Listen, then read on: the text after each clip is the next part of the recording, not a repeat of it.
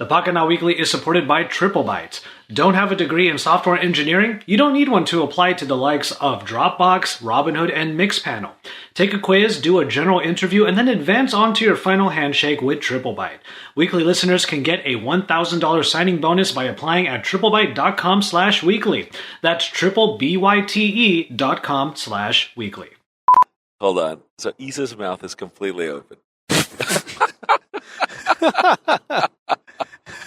I don't know if they can see her, but I think we should. I think they will. Okay, I think we should. I mean, Jules can blur the face, but babe,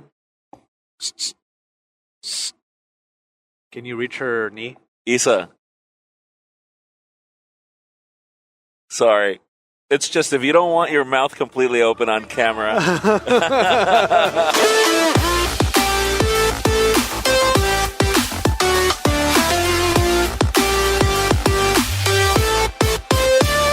Hey, it's Joshua Vergara. What's going on, everybody? And this is a special episode of the Pocketnow Weekly, episode number 341, brought to you by XDA developers and, of course, Pocketnow.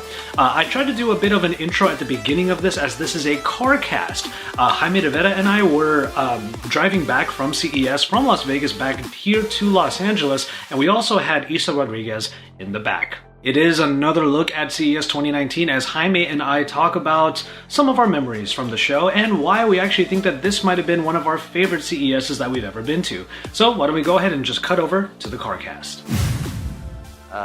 Is this legal? I don't think so. Let's go and put that up.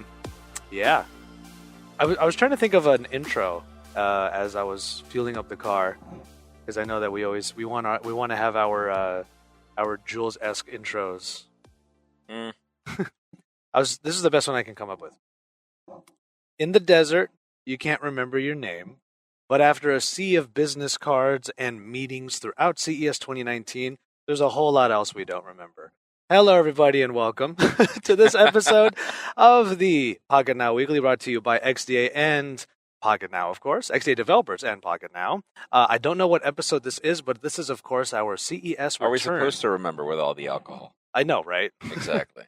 We're on our way back from CES 2019, driving back to Los Angeles. I have all of our belongings in tow, of course. Over here to my right is Jaime. I am not one of your belongings. I said our. I'm not one of your belongings. I said our belongings. And in the back seat over there is Isa Rodriguez of Gadgetmatch, who you might hear chiming in from time to time. I'm getting onto the 15 freeway right now as we are coming back from Las Vegas. So how did this show turn out, huh? Oh, better than expected. Yeah, it was a good time. I think it's the first time that I can say I liked the CES. Really? Yeah. Well, it's what would attribute to that? Because this is a topic I wanted to dive into for this, because we're going to be, when this episode comes out, it's going to be something of like a week since we came back. Yeah. So what I'm looking for here is, like, everyone says that CES has been losing its luster. It's been losing its relevance almost. But is that truly the case? Like, did we feel that way this year? I think we should just... Oh, do me one favor. Can you bring it up so that's more in line with your mouth? There we go. All right. Sorry about that. No worries. I don't know. I guess I have leveled my expectations of CES. Yeah. In the past, we were like, oh, we're mobile focused, and there was no mobile, there was no phones, and so our opinion was defined on that. But now we are making a shift out of that. Yeah. We are going to cover mobile. We will continue doing that, but as technology is evolving with 5G and everything that's coming, we've got 8K TVs. We saw some amazing monitors. And it's just technology is evolving in such a way that, you have to understand that the smartphone is now just one of the many terminals that you could use. Mm-hmm. I've been using products like a Google Home Hub lately that I love to death. And so I'm very enthusiastic, and I think I love the fact that we didn't overdo Vegas. In the past, there was all this rush of getting content. And we made a conscious decision when we arrived in Vegas that Vegas was not going to be about the content. That the content was going to be there, But And there's even more coming out, maybe even right now. Exactly. But we decided that we wanted Vegas to be about the content and the relationships. Yes. And the technology, and just enjoying the show. We slept, we worked, Mm-hmm. we did party, Mm-hmm. and yet I don't feel overworked, and that's something that I really wanted. And obviously, like the relationship building, like just Yes. going past just the Samsungs and LGs of the world. Yes. Like there's so many new players, and CES is a perfect place for them to showcase themselves. Yes. Because I mean, you have people coming from all over the world, and Vegas is like one of the most accessible cities in the world. Indeed. So yeah, I mean, we just did a bunch of stuff with like we were getting in more with Razer. We got to look at Oh, more yes. more of My their library. God, I loved Laser's offerings, man. Razer would just had so many cool things. Like they focused on the chroma RGB aspect, but I have a great shot of you loving those headphones. Oh my God. I wish that our timing in Razer was not as tight as it was. Yeah. Because I would have loved to make a video, but just, the venue just didn't allow itself for filming.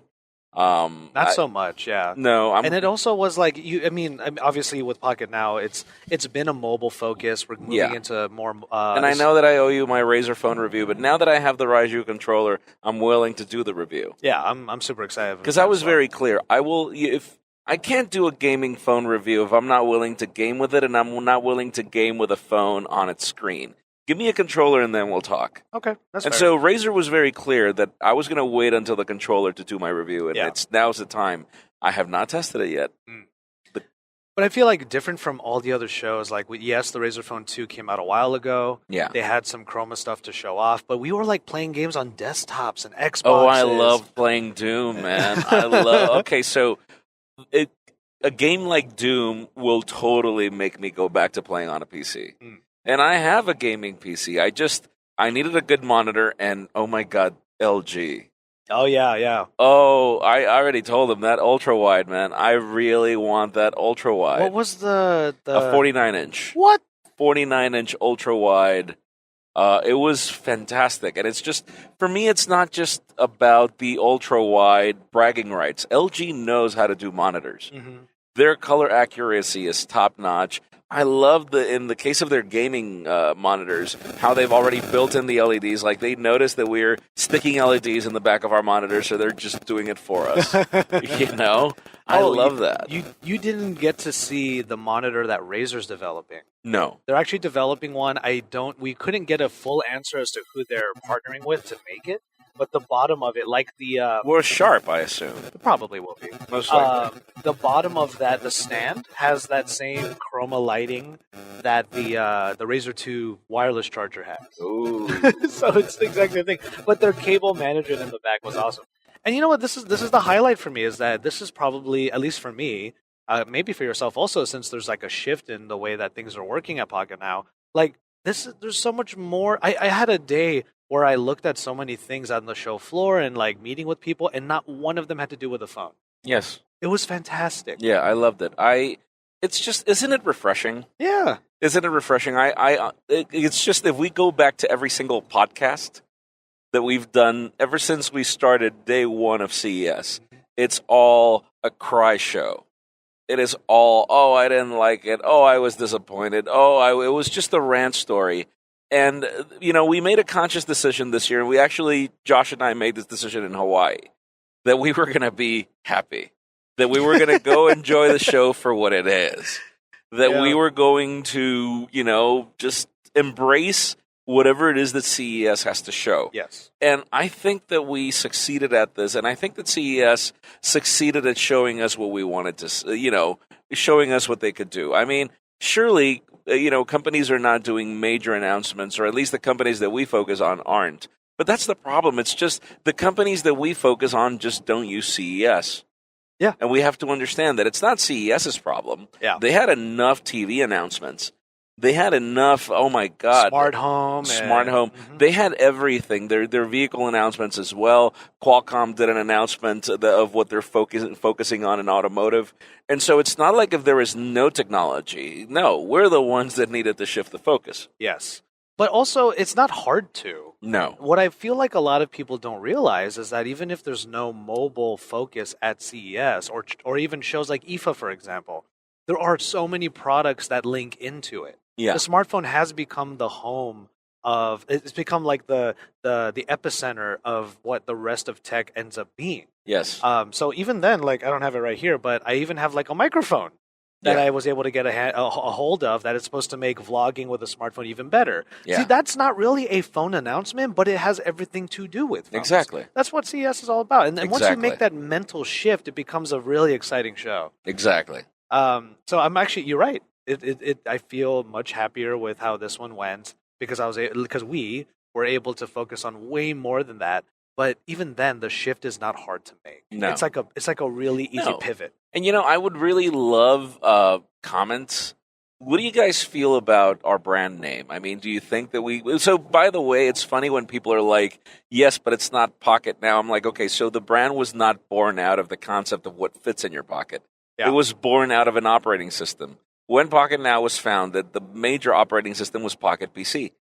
Oh, I actually didn't know that. Exactly. And so if you remember, pretty much every website back then was Pocket PC Thoughts. Mhm. And the concept was not mobile. It was focused on Pocket PC, which eventually became smartphones. So we started being a PDA website that eventually evolved into a smartphone website that, it just drifted into becoming a mobile website because Android was the predominant operating system. But we didn't even cover Android. I remember when we made the conscious choice to move to Android because at some point we were the top Windows mobile website. It's stuff like that. And so what do you feel that we should change the brand? We've been considering certain ideas. I'm not saying that we're going to do it. It's just, obviously, feedback is the best. And if you could chime in the comments and let us know what you think, that'd be fantastic. Oh, yeah, absolutely. I feel like you and I have had a couple of conversations as to, like, what it could be instead. Yeah. Not an easy question to answer. It's not an easy question because I feel nostalgic for it. Brandon feels nostalgic for it. Yeah. It's taken us forever to grow it and to take it to what it is. Mm-hmm. And definitely it's very difficult to let it go, but sometimes you just need to. And so I'm not saying we will. Again, it's just the question and, suggestions and everything. Or do you feel that we should just remain true to the brand and extend certain things? That's all also welcome. Let us know. And I still think it fits. The name does. But it's just that people need to understand that what is in the pocket controls so much. Exactly. And that's really what the focus of like all the smart home and all that is involved with. Yeah. But yeah, indeed. Are we opening that up? Do we have a bottle opener? No, I think it's a twist off. I don't think it is. I'm pretty sure it is. Here, let me see mine. We are multitasking like fiends right now on the road. But you know what? There's no traffic. That's something that I'm actually really surprised by. No, it's not. There you go. All right. So this one's yours. And I'll take that one. Fine, make fun of me. Oh, I have delicate hands. Well, they have to be on camera, so I don't blame you. So do mine, for that matter. I don't know why I'm making that joke. Okay, that one's rough. This one's rough. Yeah. Oh. Told you. That sounded so weird. Anyways, cheers. Cheers. By the way, this is root beer. Don't judge us. Diet root beer on the road. Yeah. Cheers, sir. Cheers. You know what? That's exactly what I wanted it to be. I That's don't good. think I have had root beer in 10 years. Oh. Some good old sassafras right there. Jules, you're going to have to be editing all the burping, man. All right. So on that note, since we're cracking open the root beers a little bit, just in case, we're going to see if we need to do a tiny break before we get into the actual device talk. The Pocketnow Weekly is brought to you with support from Caseta by Lutron. And today I want to talk to you about Caseta by Lutron, brought to you by Lutron, pioneers in smart home lighting. With Caseta, you can schedule your lights to come on at dusk so your family always comes back to a well-lit home. And you can tell Google Assistant, Alexa, or Siri to turn the lights on or off, bright or dim, or anywhere in between. These are dimmer switches we're talking about, after all, coming from Lutron, the company with over 60 years of experience in illumination. And you can integrate them into your smart home routine by connecting them to your Sonos soundbar, your Nest camera and thermostat, and plenty of other devices. Our producer Jules wakes up with and goes to bed with the help of Caseta every day. With winter bringing on late sunrises and early sunsets, he times his lights to turn on with alarms and tells his assistant to turn them off when he's about to fall asleep. That's smart lighting the smart way. You can get it too. Search CASETA or head to Lutron.com to learn more. Caseta by Lutron. Welcome home to peace of mind. We were just talking a little bit during this particular portion of the ride. Like I was saying for a bit that we're on this road. We have things like self-driving cars now, and obviously we're in a vehicle with all this technology in front of us. And only about 100 years ago were people like on not dune buggies, but like horse-drawn carriages, horses or steam locomotives. Steam locomotives. Yeah, and like the kind of progress that we've made, because I just look around. It's literally, we're in the desert right now. Yeah, and it's a beautiful scene. Don't get me wrong. Yeah. But from there we were talking a little bit about the different innovations that we could have seen at CES, or may have seen, or may not have seen, because you did not really get to spend time with the FlexPai. With the FlexPai? Yeah. Oh my God! Everybody, please go watch my buddy's video, Bored at Work, and a bong. The Colonel. Hey, what was the title? African Prince Ben's smartphone with his bare hands. Oh my God, that guy's a character. It's great. They had a little area in the back where they had press, media, even anyone who was just attending the show look at the phone. Okay. And I did get to like hold it and mess around with it. I have a lot of footage and a video that should be up by now, so you could check it out. Yeah, it's a foldable, not a foldable, it's a flexible display. You're not folding it because you're not creating a crease. Yeah. So it's really important to make that distinction. But it's not glass. It's not a glass display. The entire thing is plastic. Yeah. So that you can actually bend it. And it is a responsive screen. I can't say how responsive, what kind of quality it is. Yeah. But once you fold it, you have what they call a 3-screen experience device. Yeah. So you have the back side, and then you have the front side where the main Android OS lives, and then you have this like little, not crease, but fold or bend in the middle that if you were to look at it in like a tent view, that's where your notifications appear.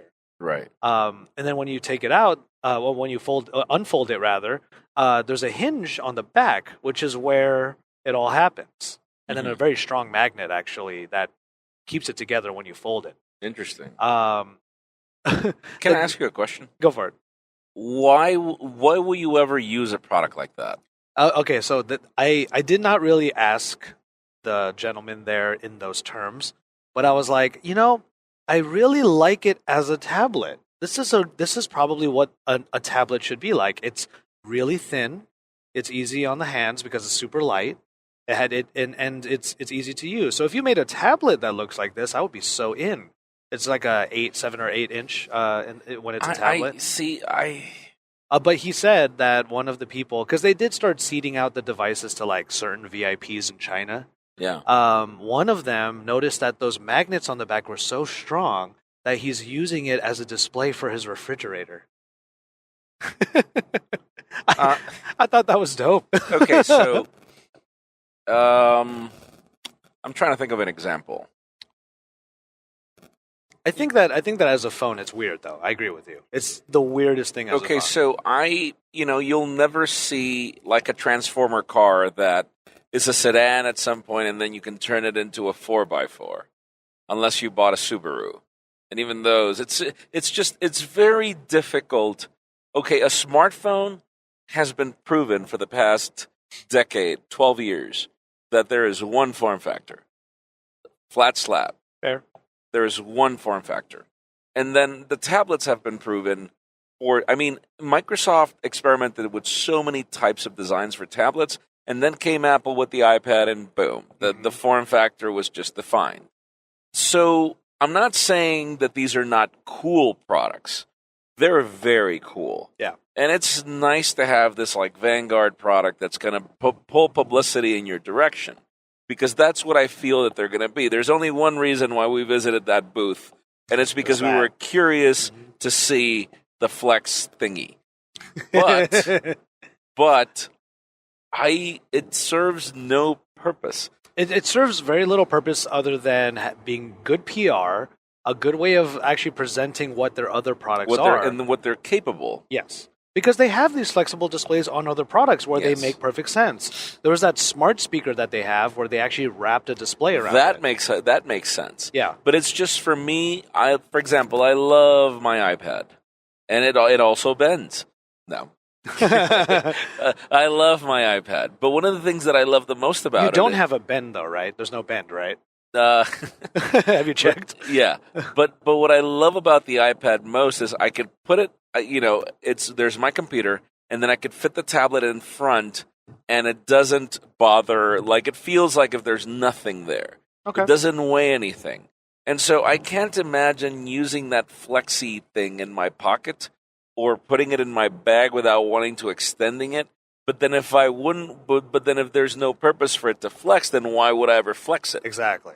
So how is the experience any better when you can flex it? Is the question. The thing is, that's an almost impossible question to answer at this juncture because Android simply does not play well with it. Like apps were opening in the wrong orientation. It was confused about like what configuration the phone was in. But that this is an early product, obviously. So it's a concept phone that they had examples of, but it may never prove itself on the market. And when it's flexed, it feels weird in the pocket because it's asymmetrical. Let's try to remember another case of a product that was vaporware. Like what? Like, I'm trying to remember of other products or other concepts and ideas that were either too late for their time or too early for their time, or just flat out were cool but didn't make sense. Well, in the vein of what we're talking about right now, I'm inclined to say the Axon M, but it just wasn't implemented right. Was its biggest problem. Exactly. And so, but what was the biggest problem with the Axon M? It was the software wasn't ready, and then the phone was just too thick, and then the design. So the design was made to benefit the whole idea of making a 2-screen tablet that's a phone, and that. But then if it completely disregards ergonomics and it becomes this thick product, then you simply it's just when was the last time that we used holsters in our belts to carry a phone? Yeah. I've done it. Yes. Make fun of me all you want in the comments. I did it. No. We have Michael Fisher for that. Oh, that too. We need Mr. Michael Fisher with his actual holster. His LD West. LD West holsters. I used holsters and I love them. But we've been so used to using smartphones in our pockets now that it's like, what? So we're going to go back to using holsters? Well, the man bag is back. The what? The man bag has returned. What is that? Like, there are dudes that are walking around with, like, Mercedes. Yeah, there's Isa chiming in. Sorry, in Spanish we call those mariqueras. It's hilarious, but I didn't know what their name was in English. But yeah, like, there are, like, small sling bags that guys are using now to carry stuff. And you know what? I gotta say, probably the reason why the man bag is back, you can thank vloggers for that. They gotta carry gear on the daily. Can you see all this? Yeah. I use a small camera messenger for that, Peak Design. So yeah. But anyway, we're probably going to need stuff like that as we figure out how to streamline all these designs, and that's the reason why I don't think CES gave us any real indication that these trends, like foldables, are actually going to go anywhere. I don't think they're going to go anywhere, and it's great. I love that they're experimenting with the technology because it might lead to something else. Yeah. If you think about it, the iPhone was the result of a tablet project. Apple was working on a tablet project 3 to 4 years prior to the launch of the iPhone, and then they were like, you know what, this is a nice idea, but it would be great if we had this on a phone. Yeah. And so that's how the modern smartphone was born. So fine, there is no reason for this product to exist right now, but it could lead to something eventually. Yeah, I agree. And that's what I'm looking forward to, and that's the reason why, like I said, like I applaud. The sun's like right in my face. Same. That's why I applaud where we're going right now in terms of just like going back to normal phones. I have to agree. Yeah, where we're going right now, we finally got a look, and the video's been up for a bit now. We finally got a look at a real hole punch hole, something like that. By the way, phone manufacturers, thank you so much for picking the worst name for it, because the YouTube algorithm immediately flags videos with the word hold because they assume that it's going to be inappropriate. Yeah. So thank you for that, Yeah. phone manufacturers. It's one of the worst things you could have done for us YouTubers. Agreed.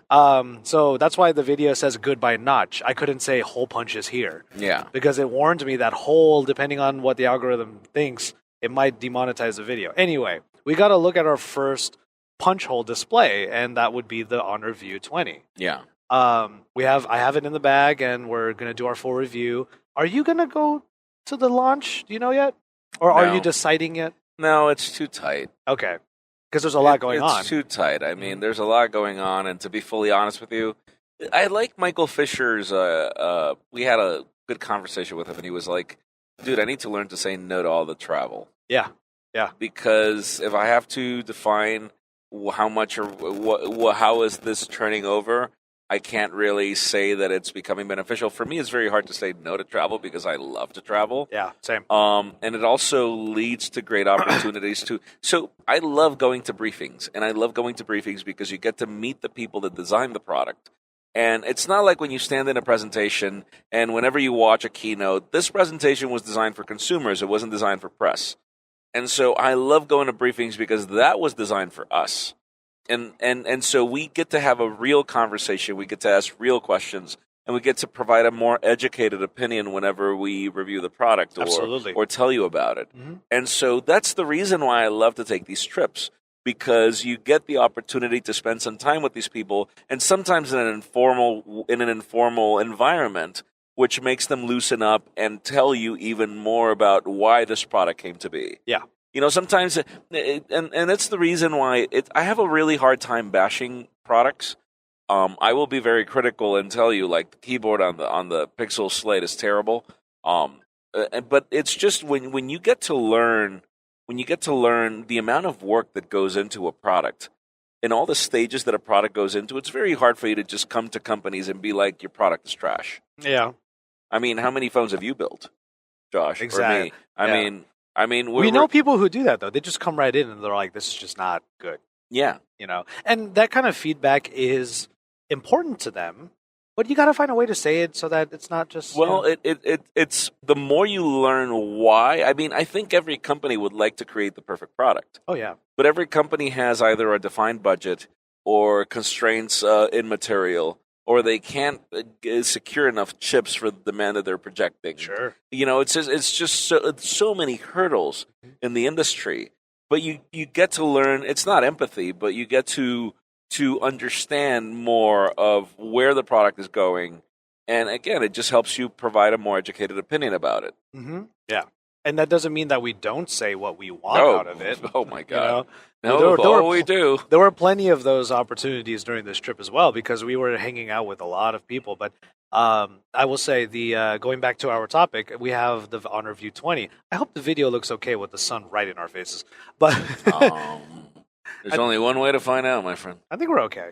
I think we are. Yeah. I'm looking at the mirror. GoPro Hero 7, by the way, which is what we're using to record the video portion of this podcast, it does a pretty good job. So hopefully it's... I hate that you have the black, and I couldn't get the black. They only gave me the silver. I knew I needed to get this thing. I get it. It's just you can't replace the battery on the silver, and so I'm like, you know that the battery on your product is trash, and I'm like, you can't bash products, but yes, no, that one I have to say right there, the battery on that camera is trash, and I can't replace the battery. Like, seriously. We have a straight up like desert road trip look to us right now in the video, I bet. So if you're listening to this right now, you're going to want to watch the video, because this is one of the most unique. I've been trying my best to have like as unique podcasts as I possibly can. This is definitely one of them. True. Okay, so going back to the Honor View 20. By the way, why is it V20 in some places and then it's View 20? Oh my God. Companies tailor their products to market. I mean, they even launch it with different specs in different areas. It's crazy. You know, it's crazy. But what we have here is a very high-powered device.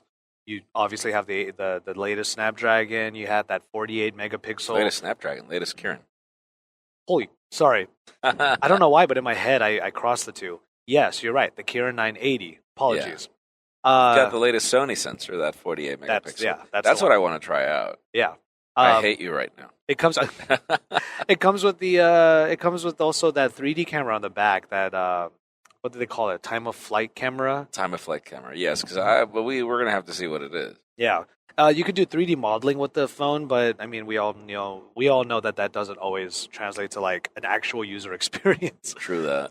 But on top of that, there's this display, and the display itself is like what 6 point something inches, and it's a really nice display that has this tiny hole at the top. Now, my number one concern about these hole displays, these punch hole displays, was that actual hole was going to be too close to the back button of many Android apps. How has the experience been for you? It's been good because the punch hole is small. They're making a big deal about the fact that this punch hole is so small compared to what other punch holes will be or are, and it's nestled right in the notification area. Interesting. That's where they put it. And if anyone dove into the deep settings of Android, the latest version of Android. Oh yeah, you can see it in the Pixels developer setting. Yes, you can see where the notches are meant to be. So it makes sense that they were able to like nestle it in that corner. Yeah. So hopefully everyone else follows suit. But if their holes are bigger, it might pose a bit of a problem. It's been fine. Honestly, it's been fine. I have to say, the punch hole I will get used to way quicker than I did for the notch. Do I love it? Still remains to be seen. Like I haven't come across any content that it would actually cut. And if you hide the notch, quote unquote, or hide the hole, quote unquote, it's still called notch though in the settings because they don't have a name. They don't have a name for hole yet. Yeah. When you hide the notch in this device, it just goes right. All content just renders below the notification area. Infinity-O. Yeah. Oh, brother. So we have that first look. I would love for you to we're going to be hanging out a little bit. I'll make sure you get some time with it. But I'm going to be doing the full review on it. Oh, cool. Look at this! Look at this blessing of a truck. of a big rig in front of us. Thank you, truck. Appreciate it. But yeah, I'm going to start tailgating this big rig just for the show. He's slow. No, I'm kidding. I'll go around it a little bit, but we should probably stay behind it for a bit. Yeah, so that was our first look, and that was the main one, which was funny because wasn't it Hisense who actually had a phone at their booth? They did, and I didn't have the time to go look at it. I was just all right. So one of our sponsors for this trip was Hisense, but before we accepted the sponsorship, I was like, I need to see your product. Okay, their Android TVs they're really good. Obviously, my impression is just from the show floor. Sure. So it's not a final product yet. I mean, they're not launching until May and June, but they have a proprietary ULED technology that, oh my God, like reds are red, blacks are blacks. And I never took Android TV seriously because it always seemed like sort of a bloated version of something that just, I don't know. But it also seems somewhat bastardized compared to real Android. Exactly. Yeah. And so now it's not that. It's like if they grab the user interface of the Google Home Hub and they turn that interface so you can control your home from your television because it behaves like a home hub. Obviously, you can talk to your assistant through the control, and there are a ton of applications because obviously there is a platform for it now. And so I was just I don't know if it's the blend of both things, because the other thing is my biggest problem with smart TVs. I have a Roku TCL. Oh, nice. It sucks. Really? God. And mine's okay. And here I am saying that I shouldn't bash products, but I bought this TV. But you know what? Just to be fair, I'm new to TVs because I've been working phones for 6 years. It's probably the one that I bought. I didn't go all expensive with that 50-inch that I bought. So it's the 1080p variant. It's just the user interface of Roku is very sluggish. Okay. It is that's very clunky. I'll give that. It is very clunky, and so for me, it's frustrating to be like, just pressing the buttons and it doesn't move, and it's that, and it just really upsets me. Yeah. And so I was like, okay, so I want to try Android TV on your least expensive television, and so they took me to the H8F on Android TV. It's a $399 television in 4K, which that's how much I paid for my TCL in 1080p. Dude, no lag. Nice. No lag. And so I'm like, okay, I'll do the video. How much is that thing? $399, dude. What? Okay. $399 4K ULED. Wow. I'm down for that. That's what I'm saying, man. Yeah. That's what I'm saying, man. I'm like, how can I not sound like a fanboy in this video? It's very hard, but it's just their product was really good. Yeah. You know, and so I was doing research on them. They've been in the market for 50 years. It's just they've been more an ODM in the past, and now they're bringing in their own brand, pretty much like what HTC did, pretty much like what Huawei did at some point as well. Mm-hmm. And so, you know, I was like, am I going to get a unit for review? They're like, sure. Can't Very wait. Nice. Their punch hole phone was called the U30. You may not even hear about this phone. No. Neither did we. Until we just walked around the booth and just looked like, oh. A lot of people made disappointing comments like the fact that it was using Samsung's 48 megapixel. I don't remember Samsung launching a 48 megapixel sensor. That's the thing with Sony has, and that's... Yeah. That's the thing. These companies sometimes don't really have their ducks in a row. No, wait. I remember now. Yes, I did cover it in the Daily. But a while ago. The U30, you mean? Yeah. Yeah. A while ago. Oh, good. Well, so then, yeah, we're in the know at least. But, I mean, it's not going to be a splash of a phone. No. Not the way that the View 20 was, not the way that the FlexPai was. And then there were a few other phones on the show floor that we kind of came across, one in particular. So you got to look at the Nubia. Oh, yes. Yeah, the dual screen. Once I finally saw the video, I was like, okay, so I should have gone. Yeah. Okay, so it does not look like a cheap phone. Yeah. It looks like an expensive phone. And I don't know if I like the idea of a dual screen. The good thing is you would not be able to tell that it has two screens unless you tried to take a selfie. Yeah. Or you activate it. Like, it looks like a regular phone without bezels. That's just it. You grab it and it looks like a regular phone without bezels, but then when you activate the secondary display, it turns on, and it's not the sharpest display in the world, but I don't care. I hate selfie cameras. So this is like the perfect solution for a selfie camera. Yeah, absolutely. You remember, I mean, we've seen companies fumble with like rotating cameras for the longest time and stuff like that. Which I honestly miss. Yes. Yeah. I don't think that the secondary display should be as large as it is. I mean, it serves very little functionality. I mean, if they gave me like a small little heads-up display below the camera or something like that, or a square. There was a phone that did that, right? They called it the Isa is asleep. A Sharp, yes. Yeah, it was Sharp. There you go. Yeah, Isa's asleep. She loved that thing. She would be able to say it like that. But it's a small little screen that just shows you your face. Yeah. But you know what I did see? I'm trying to remember who had it.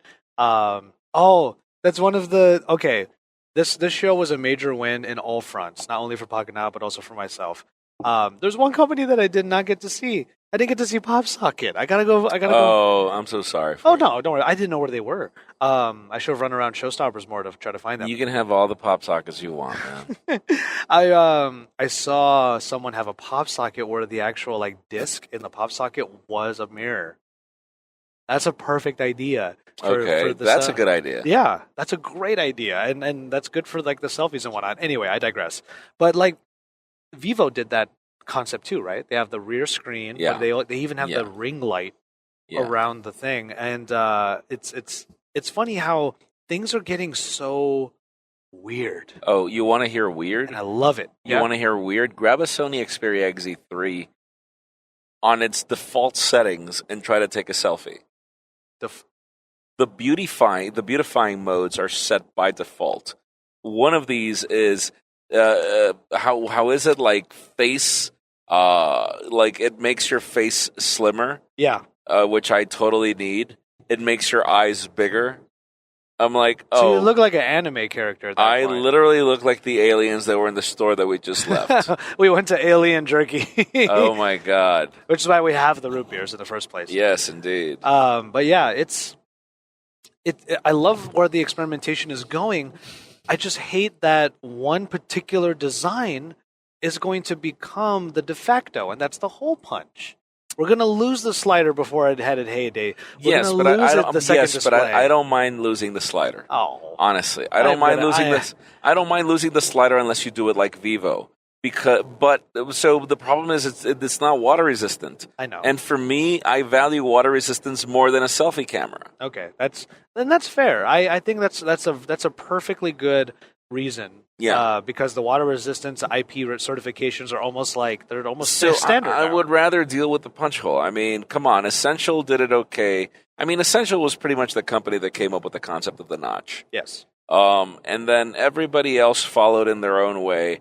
This is just another notch, man. I'll put up with it. I don't care. Just give me a water-resistant phone. Okay. That's what I want. You know, these are things that I do value. Okay. Fair enough. This might be a slightly shorter podcast considering we have daylight kind of escaping us. So for the last like 15, 20 at the most, any other highlights from CES as a whole? You always tell me you don't like Vegas. I don't.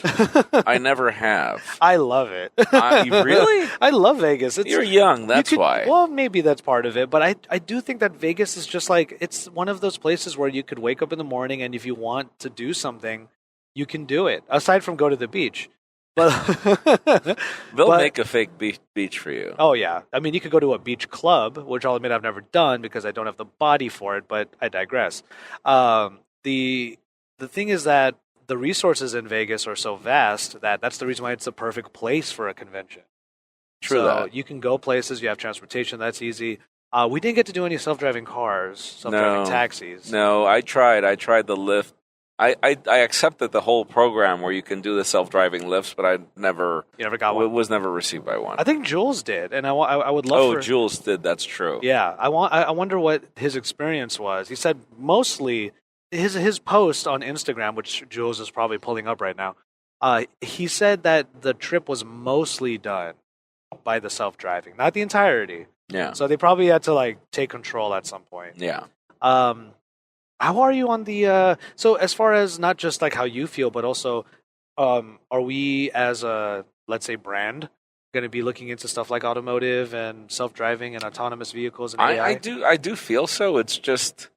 Obviously, right now we're a very small team, smaller than ever. Mm-hmm. So we're going to need a larger team to be able to cover all the technology that's coming. I do feel we will. It's just right now, again, vehicles are in a level of experimentation that's, not necessarily even close to its full potential. Yeah. I mean, particularly when it comes to self-driving cars, there is a lot more to go. Mm-hmm. A lot more to go. Did you ever check out like a Tesla or anything like that? Yeah. Okay. Yeah. One of my buddies just got one, and I want to make a video so bad. Really? Yeah. Do it. Yeah. But how did you feel about all of that type of where that tech is going? Because automotive has a big presence at CES.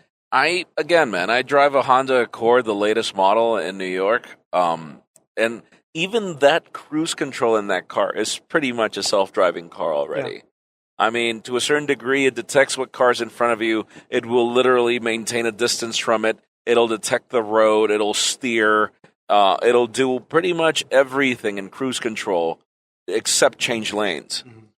I mean, if that car can do that without all the cameras and all the technology that Teslas have, I think it's fascinating. It's just there's so much work.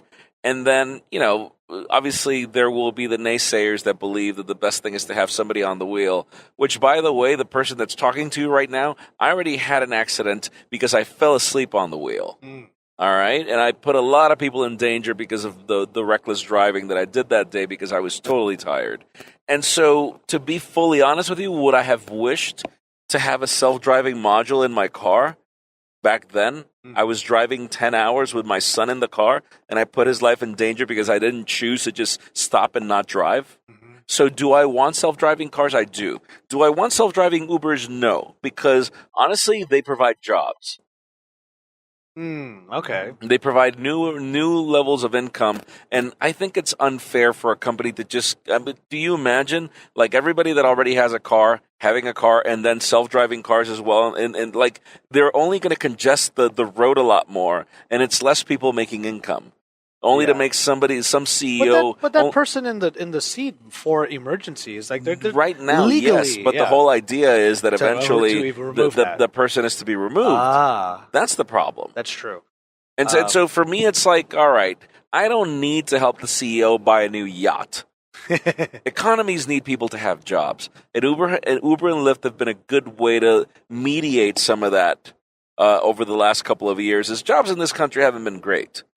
All right, so I will support the self-driving technology. I will not support it in any way where it will reduce income in people's pockets. That's just me. That's my political ideology in this. No, for me, I guess other technologies that I liked, I love the laptops, that Huawei MateBook 13. I love that I'm getting one very soon. Well done, sir. Dude, that MateBook X Pro, man. It's really hard to beat. It was our favorite laptop last year. I mean, and people can say whatever they want about Huawei. Sure, that they sponsor some of our content. Again, we wouldn't have accepted the sponsorships to the Daily if their products wouldn't have been great. Yeah. What was the best smartphone camera of last year? Well, sure. People will argue that it's the Pixel 3 XL. For me, it's not. For me, it's the Mate 20 Pro. They're in a dead heat for me. They're in an absolute dead heat. And, yeah, definitely. Like, Huawei is putting out some amazing stuff. They're even trying to make sure that tablets are still a thing. Yeah. Oh, my God. So I love, honestly, I would love to give my kids those tablets. Because there's a kids mode and then there's the regular mode, and what defines it is the fingerprint scanner. So I don't have to worry about my kids going into my, whatever history or for them to have access to applications that I don't want, because Android is not necessarily the best when it comes to parental controls. I have to give that crown to iOS. Okay. And so I love that Huawei is taking that to another level. I feel that that's the way it should be. I have a hard time giving my kids technology because of that, because I can't fully control what they do. How about as far as tablets go? I got a good look at this, and again, there's going to be a video on Pocketnow about it. Lenovo did bring out another tablet. Now, I got a little disappointed because it's so Amazon forward. True. I like Google Assistant better, to be honest. And also, for the next 5 minutes, we have to be careful not to say hot words. Right. But basically what they created was a tablet, 10-inch tablet that goes into a smart dock. Yeah. That is a speaker. And when you put it in, it becomes a show. Yeah. It becomes an Echo show. Is that one of the hot hot words? Okay. Yeah, I liked it. I think it's cool. And I like the concept of it. I like the idea the smart dock can be a speaker when you're not using it as a show. Yeah. That's the kind of stuff that I want to see. And speaking of docks or base stations that can be used without a display, that LG rollable TV, that one. Oh, I didn't see that. You didn't see it?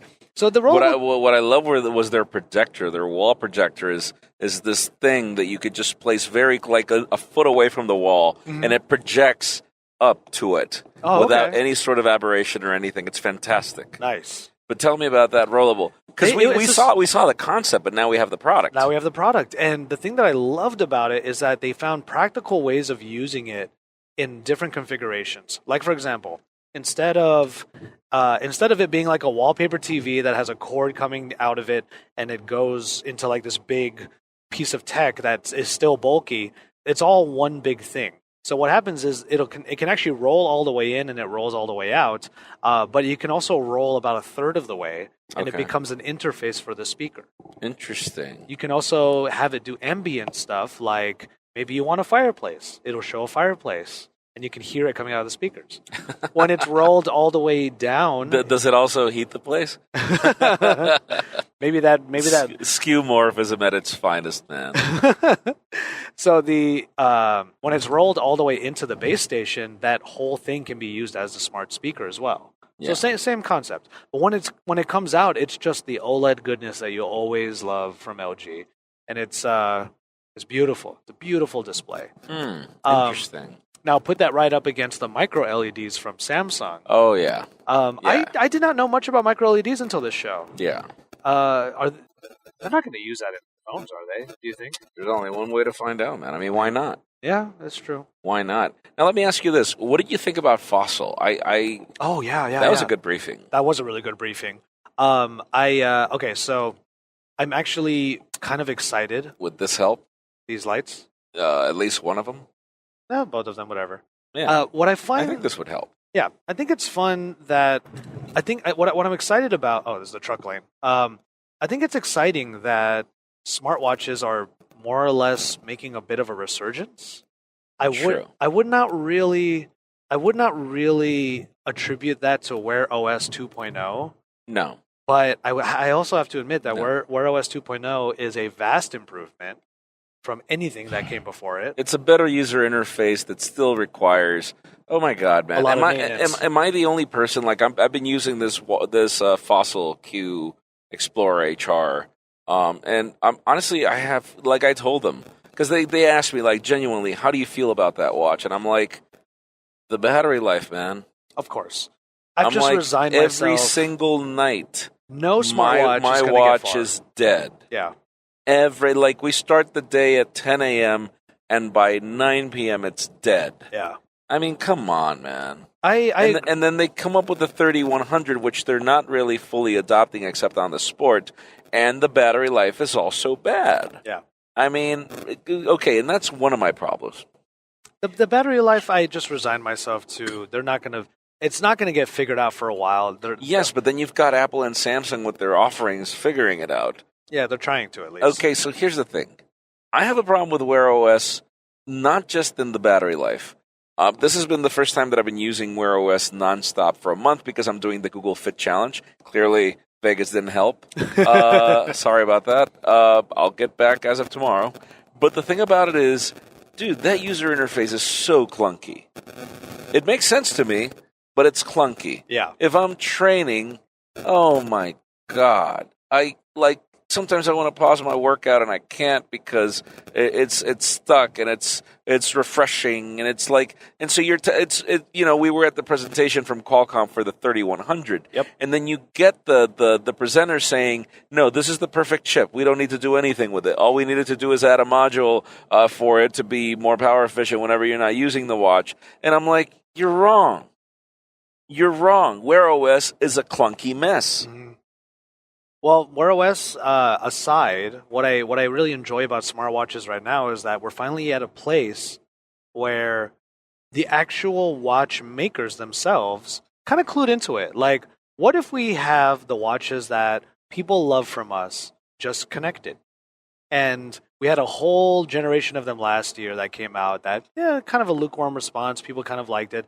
But now they're going all in with like a second gen. They really want to make the bodies smaller.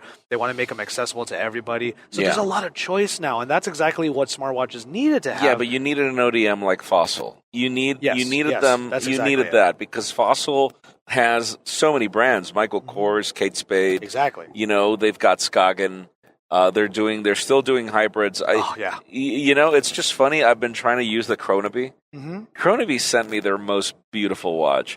My biggest problem with these hybrids is I am so used to being able to see the time in the dark with the always on displays that the moment that I go back to a regular watch and I can't see the time because it doesn't really glow in the dark that much. Yeah. I feel it feels weird to me now. I've been using smartwatches since the original Pebble, so it's kind of hard for me to go back. Yeah, I don't blame you there.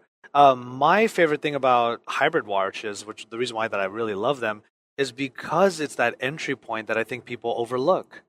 If you're just a timepiece fan, then you have options. You can get a timepiece. It just also happens to do extra stuff. You can. Kudos to you though, Fossil, for really pushing more. You continue to push, and it's great. It's up to us to educate about hybrids, but as far as actual like full-on smartwatches are concerned, that Fossil Sport's a great example of what the future can hold. It is a good example. It's just I wish that we have Apple, where they just came up with that S2 chip for the Apple Watch Series 4. Okay, the Apple Watch, I will never recommend Apple Watch Series 1 or 2. Series 3 I can if you don't get the composite back, which is in the new generation, they swap the back and they don't tell you. Yeah. That's a bad move on Apple and I call it out. But if you grab an Apple Watch Series 3, this is the first time that I'm away from my Apple Watch and I miss it. And I miss it because it actually works. You raise your wrist, hey, whatever works. You call on whatever apps. I ask for it for walking directions. It works. It's tracking my workouts. It's such a versatile watch. My problem with the Apple Watch is its durability. If you're going for the entry-level model, that aluminum oxidates. So I feel that, companies need to understand that, people like to collect watches. People like to collect watches and have more than one. And so it's a problem when you buy a watch that won't last you more than a year or two because of the hardware. And so that's my biggest problem with Wear OS. If the operating system is clunky, operating systems don't get less demanding over time. They get more demanding. Yeah. And so in batteries, the problem with these lithium ion batteries is that they degrade over time. And so someone has to find a solution for a timepiece that can be a little more timeless than what smartwatches are currently, because it's very hard to tell people, oh yeah, pay $400 for a watch that's not going to work well 2 years from now. Yeah, I agree. You know? Yeah. I do need to give one shout out to another smartwatch. We have TicWatch. I'm actually using the TicWatch right now. Where's my sample TicWatch? Mobvoi was out in the sands, but they finally I understand how you pronounce that. Yeah, Mobvoi. Mobvoi's finally, not finally. Mobvoi was out in the sands with their booth, and they had a lot of stuff to show. And they announced the updated versions of their TicWatch S and E. Now, let me preface this real quick. Like, I'm going to have some content on these watches, so you can stay tuned for that. There's not only the TicWatch S or the E, there's also the earlier TicWatch C. The C2 is the one that Issa's wearing because it's the most fashion-forward one of the bunch. It's the highest, not the highest end model, because that's the Pro, but it definitely looks more fashion-forward than the one I'm wearing, which is the E2. Yeah. This is the point of the S and the E2. Super low barrier of entry into a smartwatch. True. These are sub $200, and they're not really any amazing bells and whistles or anything like that. But it's a great showcase. But it's good design. Exactly. I mean, I love the TicWatch Pro. Yeah, the TicWatch Pro is definitely up there. These you may not feel that way because they are thick. They are large bodies. They're polycarbonate. Yeah, but they're light. They're light as a feather. It's like the old days of the Pebble when it comes to materials. Yeah, but it's good enough. Mm-hmm. So if you're skeptical about a smartwatch and you don't really know, like, I actually think this is a wonderful entry point because you don't have to spend so much money to get like a Fossil Sport, for example. No. So sub 200. This is actually not so bad. So I will. You know what? I like that we ended on that because CES This was a good example of how a category like smartwatches, they're not going away. No, they're not. And I'm actually kind of happy about that. They're not, and just Fossil, they reiterated their commitment. Like, people are liking smartwatches. When they ask me for feedback, I'm like, okay, I don't need to give you feedback. I've given Google my feedback. Yeah. Currently doing the Fit with Google project. They finally got the workouts right. I'm like, I'm not going to be counting sit-ups, dudes, and then ending the workout and then counting my push-ups on a separate workout. I just want weightlifting. Yeah. I want one module for weightlifting, one module for running, one module for spinning. That's it. I don't want one for spin. Yeah, I didn't know you spin. I was a spinning instructor, man. What? Yeah, I didn't know that. Are you kidding me? I had no idea. When would you like a class? Where would you teach? LA Fitness if you want. Okay, I'll think about it. Issa's actually been thinking about doing some spin. I mean, we could totally do Bluetooth 5, connect a couple of headphones, and I'll give you the class. That'd be dope. Because it's all about the music. But yeah, I was a spinning instructor. Wow, that's cool. I've had some odd jobs, but but yeah, no. Here's the thing: it's they finally got that fitness part right. What they need to work on is just like Apple with their S2 chip. I'm sorry, Qualcomm. We give you a lot of love for certain things you do right, like 5G and the 855, and that's all great. But your wearable approach needs work. Yeah. It does need work. I don't feel that what is it? It's a 14 nanometer chip, or no, it's a 20 nanometer chip. I think it's something ridiculous like that. It's old technology, man. I mean, and you can totally tell in how clunky the watches are. So Google is doing a better job in fixing the user interface. OEMs are doing a better job at designing better smartwatches. But then we don't have the most powerful chip on these watches. Yeah. I feel that needs to change. Or even then, the most efficient chip. Or it could just be that because my Mont Blanc Summit 2 sample never arrived and I wasn't able to go to the Fossil briefing, and that's the reason why I don't have a Fossil Sport. I just haven't experienced a 3100. That could also be it. I've heard that it wasn't the massive leap that people were expecting. Qualcomm.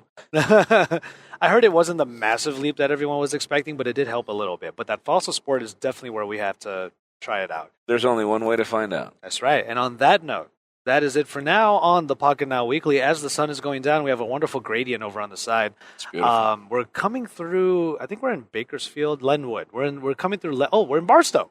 We're coming through. I know. Is this Barstow? Yeah, this is Barstow. Yeah, it is. We're coming through Barstow. I don't think we need an in and out run right now. No, I'm good. No, we can get to our final destination and figure it out then. Our next show is technically going to be MWC, but we also have some events coming up because that Samsung S10 invite finally we didn't came out. talk about that. We didn't talk about that, but I'm sure there will be plenty of time to speculate wildly. Let us know what you think about that. that's going to be in our recap. We did react on the recap. Okay, there you go. Yeah. Well, there are going to be some thoughts on that for sure. I have one, and that will be my hot take while we, as we leave the show. The way that the invite looks, that Zero looks a lot like the Oculus logo, doesn't it? True that. All right, we'll see you on the next one. Thank you so much for watching and listening. See you. And on that note, even though I tried to do an outro at the end, that is our special episode of the Weekly for this week. Just to let you know, our theme music is Bloom by Minerva, courtesy of a royalty-free license with Argofox. You can learn more in this episode's description. You can also follow our crew on Twitter. Our producer Jules Wong is at Point Jules. Isa is at SISASAID, Cisa said. Jaime is at Jaime_Rivera, and I am JV Tech Tea. You know me, I am JV. I love tech and I love to drink me some tea. Don't forget that we would love to hear from you at the email address podcast@pocketnow.com, and we would certainly appreciate all of your reviews on pretty much anywhere that you're streaming us, whether it be Google, Apple, Spotify, Overcast, or wherever, because without you, we wouldn't have been able to make this show for now 7 years straight. We'll see you next week for more regularly scheduled podcasts, and until then, we're going to go ahead and just say thank you so much for listening, and we'll see you on the next one.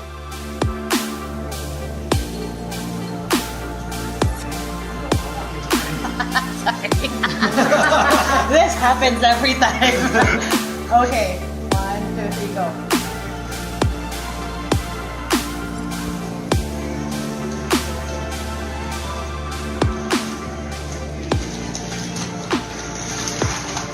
Security. What?